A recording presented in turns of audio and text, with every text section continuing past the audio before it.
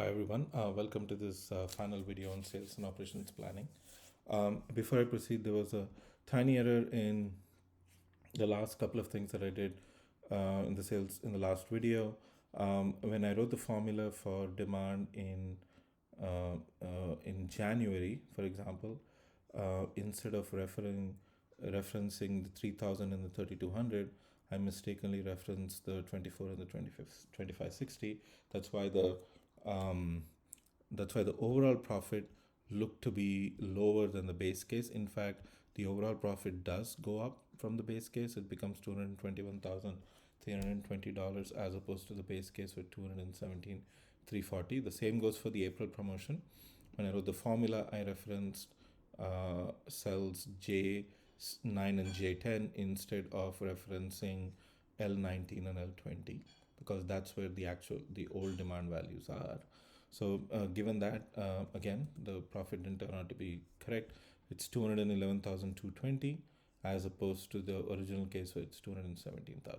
Now between January and April, the difference is not much. It's essentially $100 difference between promoting in January and promoting in April. That's because even though there's some demand variation, the sales price variation is not high, so it sort of evens out overall, and also the consumption and forward buy are not very aggressive. So what if consumption was more aggressive? What if providing a sale during a particular period aggressively increases your consumption? So I'm going to make a look at the January promotion case. I'm going to create a copy. I'm going to say January promotion, but with high consumption. I guess.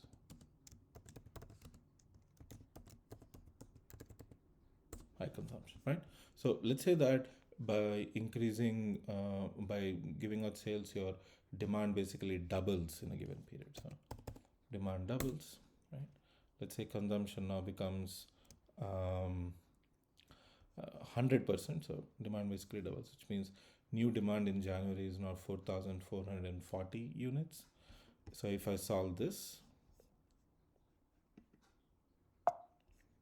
right, you'll find that my profit substantially goes up, my revenues go up substantially, and my profit also goes up substantially.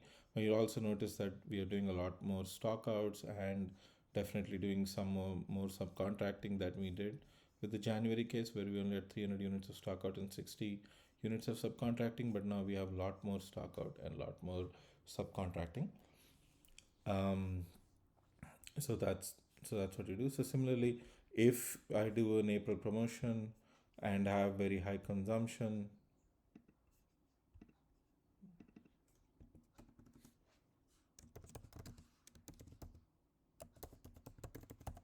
right?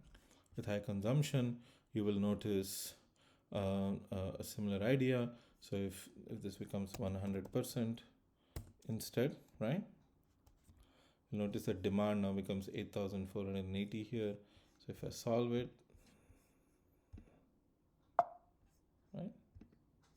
Again, profits become substantially higher, 247,320, 242,680. So it's definitely makes a lot more sense to do promotion in April than in January if consumption values are going to be higher. That is, you expect to increase your demand by a lot. So we did see that, right? So if you remember, we saw this towards the end of the last video. We saw this idea that if forward buying is going to be high, then we should do a promotion during low demand periods. That is what we saw with the original January and April promotion that we saw.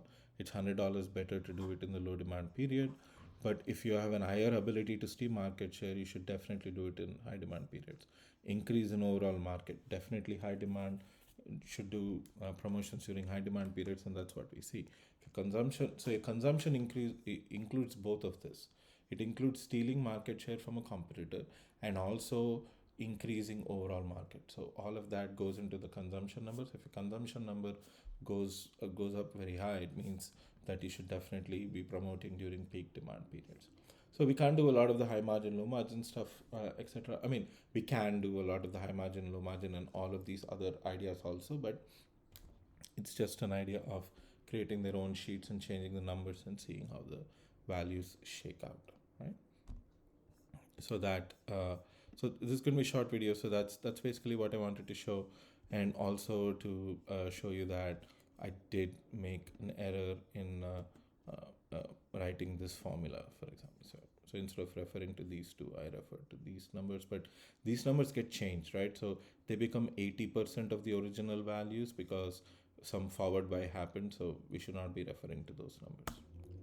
Anyway, so that's sales and operations planning. So this is an extension of aggregate planning, where we saw that now that if you have contacted your customer or your supplier, and you have done some coordination with them, you can now do a planning of, hey, maybe I can get a discount, or maybe I can provide a discount to my customers, and see how that shakes out. So, and when do you do that discounting and so on. So that's what sales and operations planning is all about, right? So yeah, this is the end of the sales and operation planning chapter. What we'll do in the coming weeks is inventory management, but that's for another day, right? Take care.